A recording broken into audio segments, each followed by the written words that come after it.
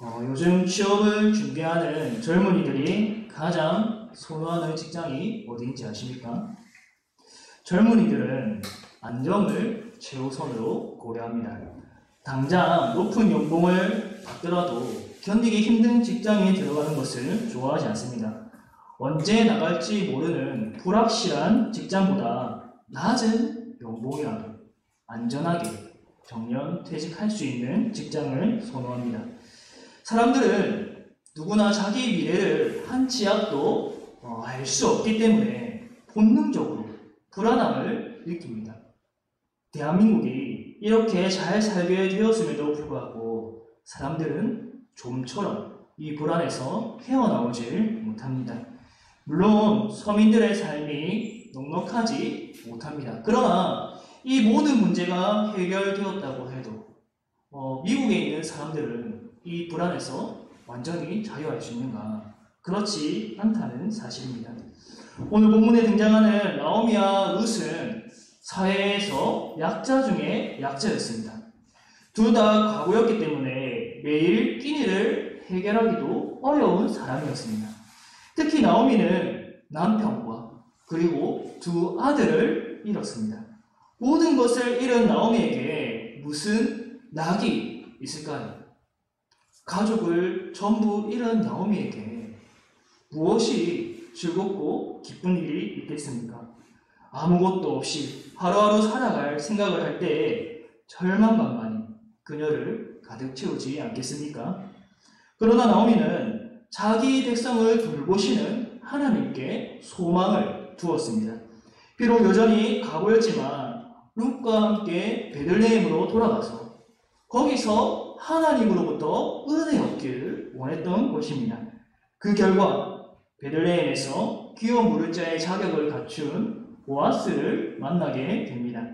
나오미는 이 보아스가 룻을 만나게 하리라는 그런 치밀한 계획을 가지고 베들레헴에 온 것이 아닙니다.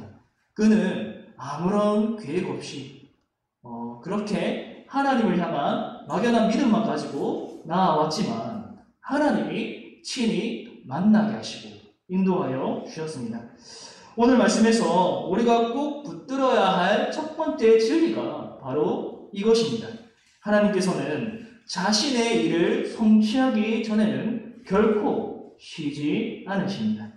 나오미는 불확실한 시대와 불완전한 그런 형편에 있었습니다. 바로 거기서 성실하시고 신실하신 하나님을 믿고 붙들었습니다. 나오미는 은혜를 베푸는 보아스를 통해서 하나님의 은혜가 이 보아스에게 있음을 알게 되었습니다. 보아스에게서 한 줄기 빛을 보았던 것입니다. 자신을 무작정 따라온 그 룻을 어떻게 하면 잘 살게 할 수 있을까? 어떻게 하면 이 룻이 앞으로 나를 공양하는 삶에서 그치는 것이 아니라 복되고 또 안식하는 삶을 살 수 있을까? 그런 고민을 하던 찰나에 이 보아스를 통해서 그 빛을 보았던 것입니다. 그리하여서 룻과 보아스를 은밀한 중에 다시 만나게 하는 계획을 세워서 실행했습니다. 보아스가 기업 물을 자로서 룻을 아내로 맞이하기를 바랬습니다. 그리고 기대했던 대로 보아스가 기업 물을 자로서 책임을 다하겠다고, 내가 책임지고 그 약속을 이행하겠다고 말했습니다. 그런데 한 가지 문제가 있었죠. 자기보다 앞선 기업 물자가 있었습니다. 자기보다 엘리멜렉과 더 가까운 친족이 있었던 것입니다. 그럼에도 보아스는 자기의 그 기업 물자의 권리를 행사하겠다고, 그 사람이 만약에 포기한다면 내가 대신 그 다음으로 이행하겠다고 약속해 주었습니다. 여기서 우리가 주목해야 될 부분은 보아스가 룻을 돌려보내면서 보리를 6번 데워주었다는 사실입니다. 별것 아닌 것 같지만 이것이 참 중요합니다. 저는 이 6번이 별 의미가 없는 그냥 지나가는 말인 줄 알았습니다. 하지만 룻이 이 보리를 들고 나오미에게 말하는 장면에서 다시 한 번 더 그가 보리를 6번이나 데워 주었습니다 이렇게 말했습니다. 우리 3장 17절 말씀 함께 읽어볼까요? 3장 17절입니다. 시작! 이르되 그가 내게 이 보리를 6번 되어주며 이르기를 빈손으로 내 시어머니에게 가지 말라 하더이다 하니라. 아멘. 15절에 6번 되어주었다라고 기록되었고 17절에는 룻이 직접 나오미에게 하는 말에서 이 6번 되어주었다고 말했습니다. 분명하게 2번이나 언급되었기 때문에 중요한 의미를 가지는 것으로 볼 수 있습니다. 성경에서는 의미가 있는 숫자가 여러 가지가 있는데 그 중에 7은 완전수에 해당합니다. 하나님이 세상을 6일 동안 창조하시고 7일째에는 무엇을 하셨습니까? 네, 쉬셨죠. 안식을 누렸습니다. 이러한 진리에 근거해서 숫자 7은 무엇을 의미하냐면 완전함과 더불어서 안식을 의미합니다. 즉 보아스가 룻에게 보리를 6번 되어준 일은 나오미를 향한 그의 약속의 메시지로 볼 수 있습니다. 6은 여러분 7에서 하나 모자란 숫자이지요. 그래서 아직 불완전합니다. 부정적으로 보면 불완전한 숫자입니다. 하지만 긍정적인 측면에서 바라보면 1만 채워지면 하나만 더해지면 완전해지는 것입니다. 따라서 이 보아스는 나오미를 향해서 무엇을 말하느냐? 완전하게 되고 안식할 날이 다가왔음을, 자기가 그것을 실행할 것임을 말해주는 것입니다. 나오미는 빈손으로 베들레헴에 돌아왔지만 보아스는 룻을 빈손으로 나오미에게 보내지 않았습니다. 이제 곧 보아스 자신이 나오미를 향하여서 그 빈손을 채울 것이고 안식할 날을 이루겠다는 그 약속의 메시지를 전했던 것입니다. 성도 여러분, 이 메시지가 얼마나 위로가 되는 말인지 모릅니다. 빈손인 나오미를 향하여서 현실적인 필요를 양식으로 채워주고 더 나아가서 앞으로의 삶도 내가 끼어물을 자로서 책임지겠다고 말하는 것입니다. 이런 메시지를 듣는 나오미는 얼마나 감격스러웠을까요? 18절에서 나오미의 반응과 대답이 나옵니다. 우리 18절 말씀 함께 읽어보겠습니다. 시작! 이에 시어머니가 이르되 내 딸아 이 사건이 어떻게 될지 알기까지 앉아있으라. 그 사람이 오늘 이 일을 성취하기 전에는 쉬지 아니하리라 하니라. 아멘.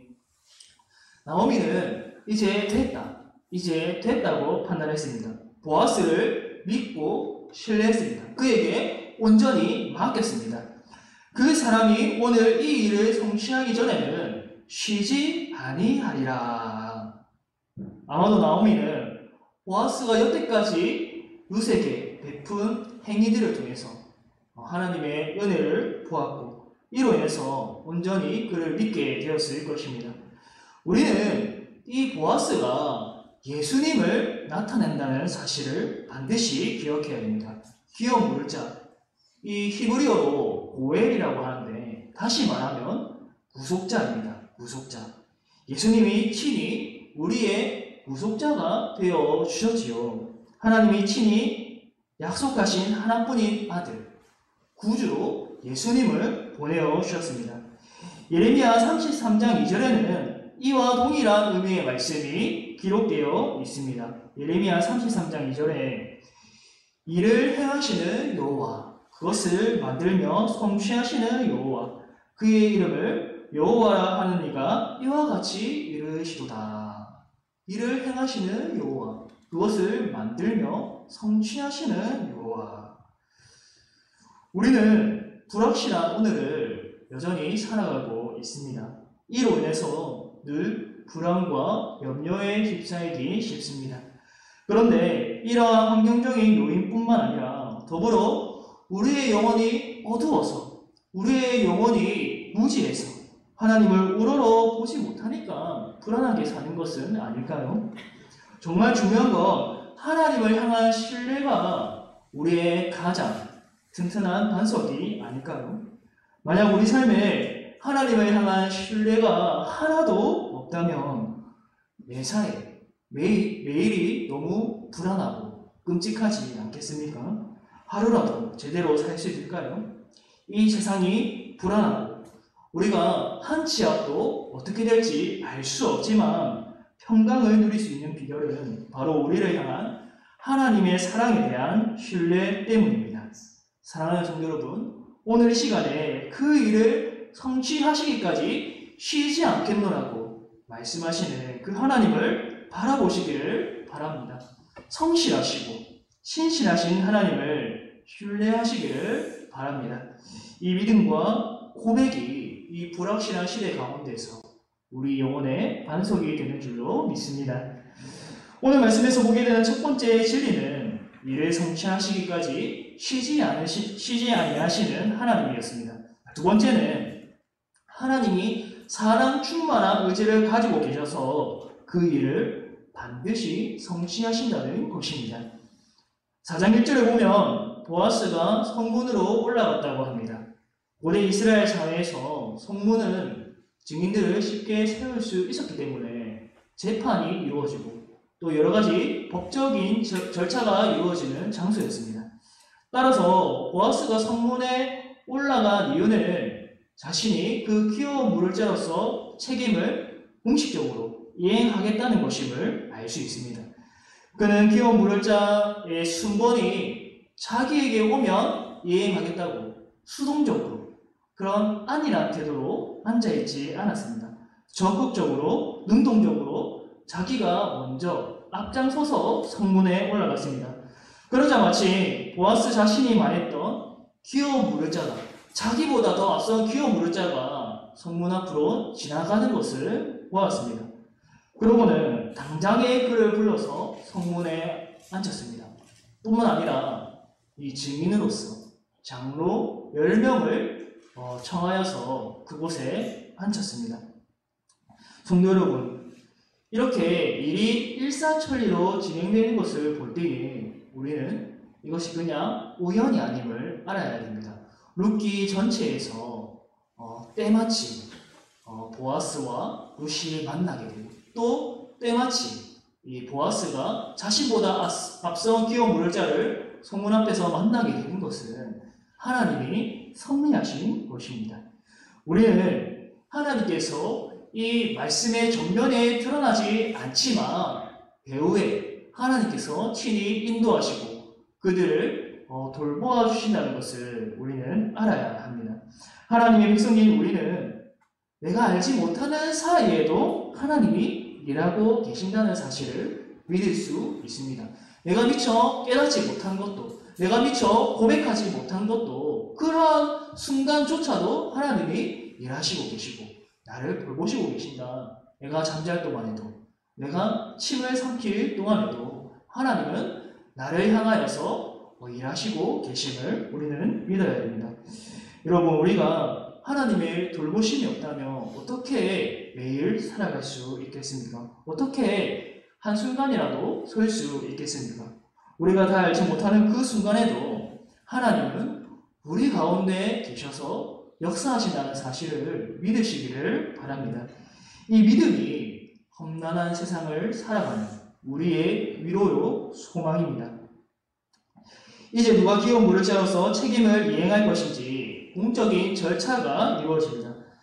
4장 3절과 4절에서 보아스는 자기보다 앞선 귀여운 물을자에게 상황을 설명하고 엘리멜렉의 친족으로서 네가 귀여운 물을자를 책임을 이행할 것이냐 묻습니다.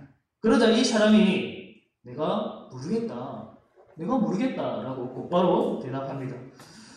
보아스는 자신이 사람으로 이 책임을 이행하고자 했는데 이 사람이 내가 그것을 하겠다고 말했습니다. 상황이 이상하게 흘러가게 되었습니다. 따라서 그 권리를 행사하는 것이 진짜 어떤 의미를 가지는지 보아스가 다시 한번 그 귀여운 물자에게 설명해 주었습니다. 5절에 보아스가 이렇게 말합니다. 보아스가 이르되 내가 나오미의 손에서 그 밭을 사는 날에 곧 죽은 자의 아내 모압 여인 룻에게서 사서 그 죽은 자의 기업을 그의 이름으로 세워야 할지니라 하니. 기업을 무르는 것, 이것은 총 4가지로 봅니다. 성경에 총 4가지의 경우가 나옵니다. 첫 번째로 토지입니다. 가난한 친족이 하나님께 기업으로 받은 토지를 팔았을 때 이 친족이 돈을 주고 물려주는 것입니다. 두 번째로 빚 청산입니다. 빚 때문에 종으로 팔린 친족의 빚을 자신이 다 갚아주고 해방시켜주는, 자유롭게 하는 일입니다. 세 번째로 피해 복수입니다. 친족이 살인을 당했을 때, 억울하게 죽게 되었을 때 친족이 그 살인자를 잡아 죽이는 것입니다. 네 번째로 수혼죄, 또 다른 말로 하면 형사지수죄입니다. 죽은 형이 자식이 없어 죽게 되었을 때 그 가문을 이어주는 것입니다. 엘리멜렉의 친족으로서 기업을 물은다는 것은 여기에서 토지와 수혼죄에 해당합니다. 그런데 이 이름 없는 기업 물을 자는 단순하게 생각했습니다. 단순히 그 밭을 얻는 것만 생각했습니다. 나오미에게 남편이 없고, 그리고 자식을 생산할 수 있는 능력이 없고, 혼자이기 때문에 자신이 그 기업 물을 자가 된다면 그 밭을 소유하게 되리라고 생각했습니다. 아마 그는 이렇게 쉽게 생각해서 내가 물겠다라고 말했을 것입니다. 그러나 나오미에게는 며느리가 있습니다. 따라서 나오미의 젊은 며느리와 결혼하여서 그 가문을 이어주는 일도 자신이 떠맡아야 됩니다. 그렇게 되면 이 나오미가 소유한 그 밭, 엘리멜렉의 밭은 누구의 소유가 되느냐? 이 룻을 통해서 낳은 자녀의 것이 됩니다. 이렇게 볼 때에 아무리 따져봐도 자신에게 득이 아니라 손해입니다. 또한 보아스는 5절에서 의도적으로 룻을 죽은 자의 아내, 모압 여인이라고 말했습니다. 보아스는 이렇게 말할 필요가 없는데도 불구하고 부정적으로 이 룻에 대해서 말하였습니다. 밭을 사는 날에는 나오미와 룻을 가족으로서 돌보아야 하고, 또 그 죽은 자의 기업도 자신의 이름이 아니라 죽은 자의 이름으로 세워야 한다는 것입니다. 결국 이 이름 없는 자의 그 기업 물을 자는 손살을 치면서 단번에 거절했습니다. 6절에 이렇게 말합니다. 그 기업 물을 자가 이르되 나는 내 기업에 손해가 있을까 하여 나를 위하여 물으지 못하노니 내가 물을 것을 내가 물으라. 나는 물으지 못하겠노라 하는지라. 여기서 나오는 이 기업 물을 자, 이름 없는 자는 나오미와 룻의 슬픔에 공감하기보다 자기 자신밖에 생각하지 않았습니다. 자기 자신의 재산을 지키는 일에만 몰두했습니다. 나를 위하여 물으지 못하노니, 이기적으로 자신의 기업을 지키는 데에만 집중했습니다. 오히려 이 책임을 보아스에게 떠넘겼습니다. 그는 아무리 보아도 이 기업 물을 자가 되는 것은 자기에게 손해가 되는 것이고, 이를 이행하는 것은 멍청한 것이라고 생각했을 것입니다. 여러분, 여기서 잠시 생각해 볼 수 있었으면 좋겠습니다. 만약 여러분이 이와 같은 상황이 있었다면 어떻게 하겠습니까? 만약에 여러분이 기업 물을 자로서 이 이름 없는 자의 상황에 처해 있었다면 여러분은 단번에 그 책임을 이행하겠다고 말할 수 있겠습니까? 이 우물을 내가 감당하겠다. 나오미와 룻을 내가 돌보아 주겠다라고 말할 수 있습니까? 제가 만약 그 입장이 되어 본다면 이 사람에게 무작정 돌을 던질 수 없을 것 같습니다. 저라도 그 자리에 있었다면 똑같이 거절했을 것입니다. 그건 너무 부담스럽다. 나오미와 룻을 돌보라니, 그건 너무 부담스럽다. 나는 하지 않겠다라고 말했을 것입니다. 그것이 내 안의 욕심 덩어리의 본성입니다. 그만큼 여기서 기업 물을 자로 책임을 이행한다는 건 쉽지 않습니다. 여러 가지 따지게 만들고 계산하게 만들고 나는 손해보지 않을까 생각하게 만듭니다. 즉 희생이 따르는 일이라는 것입니다. 그러나 보아스는 달랐습니다. 보아스는 흔쾌히 기어 물을 자가 되겠노라고 장로 10명 앞에서 공식적으로 선언했습니다. 우리 9절과 10절 말씀 함께 읽어보겠습니다. 시작. 보아스가 장로들과 모든 백성에게 이르되 내가 엘리멜렉과 기룡과 말론에게 있던 모든 것을 나오미의 손에서 산 일을 너희가 오늘 증인이 되었고 또 말론의 아내 모압 여인 룻을 사서 나의 아내로 맞이하고 그 죽은 자의 기업을 그의 이름으로 세워 그의 이름이 그의 형제 중과 그곳 성문에서 끊어지지 아니하게 하매 너희가 오늘 증인이 되었느니라 하니. 보아스는 왜 이를 받아들였을까요? 계산을 못해서일까요?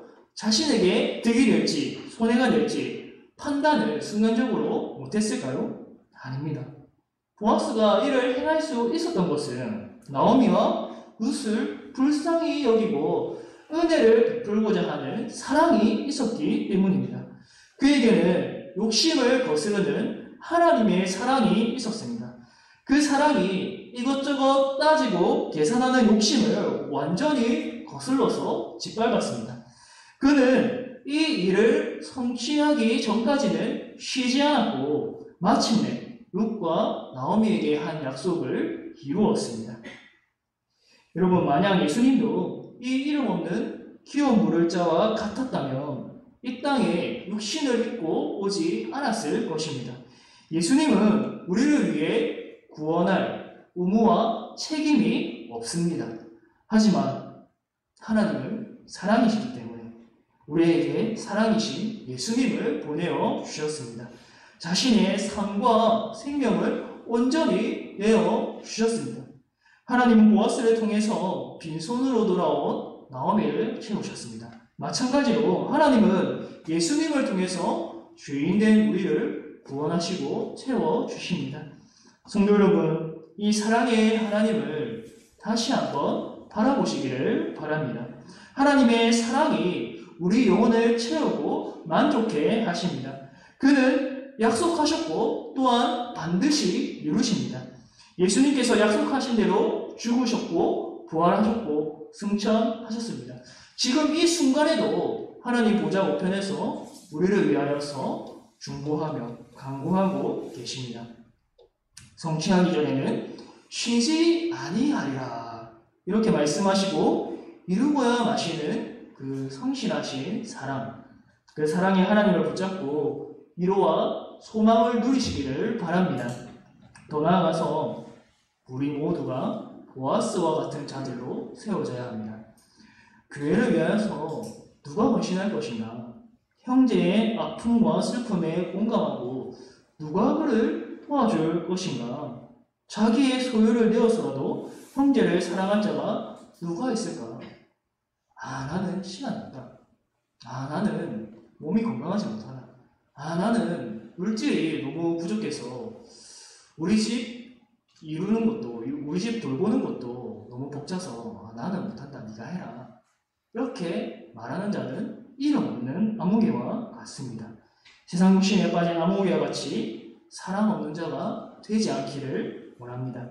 내 안에 하나님의 사랑이 충만하여서 어려운 일을 당한 형제, 도움이 필요한 형제에게 보아스와 같이 기꺼이 은혜를 베풀 수 있는 우리 모두가 되기를 간절히 원합니다.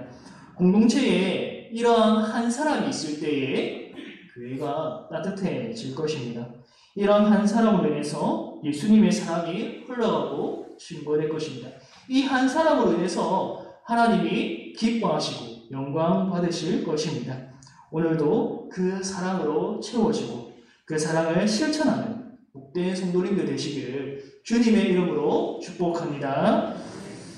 사랑의 하나님 아버지, 오늘도 우리를 부르셔서 그 말씀으로 우리를 깨닫게 하시고 붙들어 주시니 감사합니다. 주님, 이렇게 불확실한 시대에 우리가 하루하루 살아가지만 그럼에도 불구하고 여전히 변치 않는 신실하신 하나님을 바라보며 살게 하여 주옵소서. 이 세상 풍파에 이리 휘둘리고 저리 휘둘리고 하는 것이 아니라 우리 하나님을 반석 삼아서 주님 그 위에 서서 평강을 누리고 늘 염려가 휩싸일 때 다시 한번 하나님을 바라보는 믿음의 사람들이 될 수 있도록 도와주옵소서. 또한 보아스처럼 어려운 형제의 그 슬픔과 아픔을 외면하지 아니하고 자기의 일로 여기고 그 하나님의 사랑을 실천했던 것처럼 우리도 옆에 있는 형제, 어려움을 당한 형제, 그들을 외면하지 않게 하여 주시고 내가 어렵고 힘들지만은 그럼에도 불구하고 사랑으로 그들을 기꺼이 도와줄 수 있도록 우리에게 믿음을 더하여 주옵소서. 내 안에 있는 본성으로는 이 사랑을 행할 수 없음을 고백합니다. 하나님의 사랑으로 충만하게 하여 주시고 성령으로 충만하여서 예수님의 사랑을 실천할 수 있도록 교회를 위하여서 우리가 섬기고 헌신할 수 있도록 하나님 우리 영혼에 빛을 비추어주시고 은혜로 충만케 하여 주옵소서. 이 모든 것 예수님의 이름으로 기도드립니다. 아멘.